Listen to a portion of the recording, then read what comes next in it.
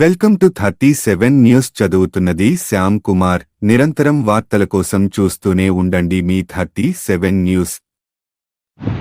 కాకినాడ జిల్లా పిఠాపురం నియోజకవర్గం వల్లప్రోలు మండలంలో డిప్యూటీ సీఎం పవన్ కళ్యాణ్ తన క్యాంప్ కార్యాలయం నుంచి బయలుదేరి వల్లప్రోలు సత్య ఫంక్షన్ హాల్కి చేరుకొని వృద్ధాప్య పెన్షన్ కార్యక్రమంలో పాల్గొని జ్యోతి ప్రజ్వలన చేసి ప్రారంభించారు. మొట్టమొదటిసారిగా తన చేతులపై ప్రజలకు పెన్షన్ పంచారు.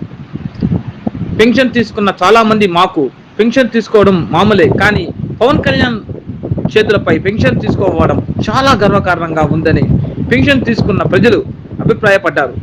అనంతరం పవన్ కళ్యాణ్ ప్రసంగిస్తూ తనను గెలిపించిన పిఠాపురం నియోజకవర్గంలో వాసులకు కృతజ్ఞతలు తెలుపుతూ రాష్ట్రంలోనే నెంబర్ 1 స్థానంలో పిఠాపురం నియోజకవర్గం ఉంచుతానని తెలిపారు.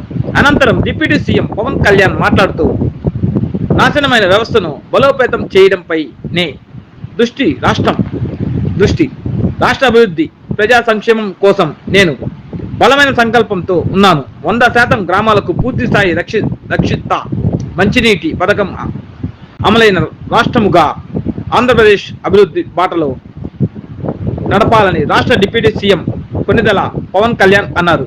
ఈ సమావేశంలో కాకినాడ రూరల్ ఎమ్మెల్యే పంతం నానాజీ, కాకినాడ జిల్లా కలెక్టర్ సన్మోహన్, కాకినాడ జిల్లా ఎస్పీ ఎస్ సతీష్ కుమార్, పిఠాపురం మాజీ ఎమ్మెల్యే ఎస్విఎస్ఎన్ వర్మ, పిఠాపురం నియోజకవర్గం జనసేన ఇన్ఛార్జ్ శ్రీకృష్ణ రాజ్ తదితర జనసేన నాయకులు, కార్యకర్తలు, కూటమి ప్రజలు ఈ కార్యక్రమంలో పాల్గొన్నారు.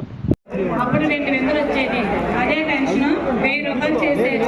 ఆ పెన్షనే మళ్ళీ 2000 చేసే నారా చంద్రబాబు నాయుడు గారు. ఆ పెన్షనే మన ఉప ముఖ్యమంత్రి వర్యులైన పవన్ కళ్యాణ్ గారు, అలాగే నారా చంద్రబాబు నాయుడు చేశారు. 4000 చేసినారు.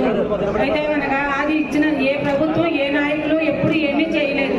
ఇలా ఈ ప్రభుత్వం వచ్చి ఇలా చేసినందుకు మేము ఎంతో గర్వపడుతున్నాము. ఇలా ఇచ్చినందుకు నారా చంద్రబాబు నాయుడు గారికి, అలాగే మన ఉప ముఖ్యమంత్రి వర్యులైన పవన్ కళ్యాణ్ గారికి పేరు పేరున మా కుటుంబం తరఫున, మా గ్రామం తరఫున ధన్యవాదాలు తెలుపుకుంటున్నాను. లబ్ధిదారులు వల్లప్రోలు లబ్ధిదారు మంగళ మంగతయ్య గారికి ధన్యవాదాలు.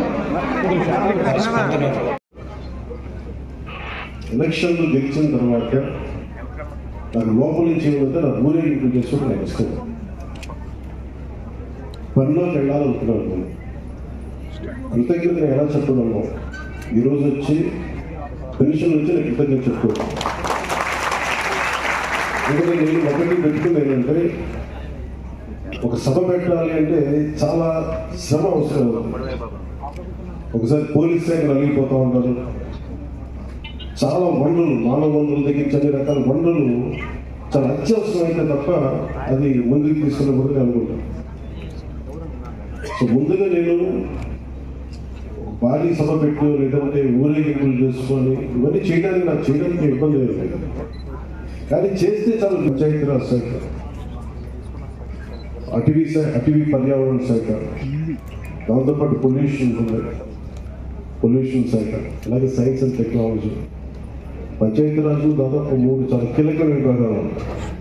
వాటన్నిటిని చదవడానికి, అవగాహన చేసుకోవడానికి చాలా సమయం పడుతుంది.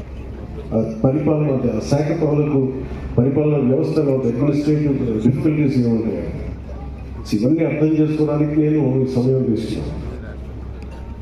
ఈ సందర్భంగా నేను పిఠాపురం నన్ను గెలిపించిన భారీ మెజారిటీ ప్రజలందరికీ నేను రుణపడి ఉన్నాను. నేను ఎక్కువ మాటలు చెప్పి తక్కువ పని చేయదలుచుకోలేదు, తక్కువ చెప్పి ఎక్కువ పని చేయదలుచుకున్నాను. మేము మొన్నదాకా మనం తిట్టుకున్నాం, గత ప్రభుత్వాల విధానాలని మనం అనుకున్నాం, విమర్శించాం.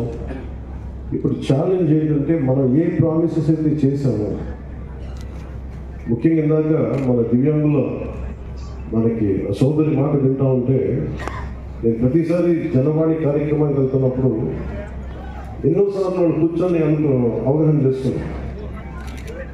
ఈ 3000 ఇవ్వలేని పరిస్థితులు, ఒక ఇచ్చిన చాలని పరిస్థితులు, ప్రతిసారి చాలా సందర్భాల్లో నేను చంద్రబాబు గారు దీన్ని చెప్పాను. ఈ అత్యంత వెనకబడ్డ నిర్లక్ష్యానికి గురి కాబట్టి ఉన్నారంటే దివ్యాంగులు మన భారతదేశ సమాజం ముందు పెట్టుకోవాల్సింది.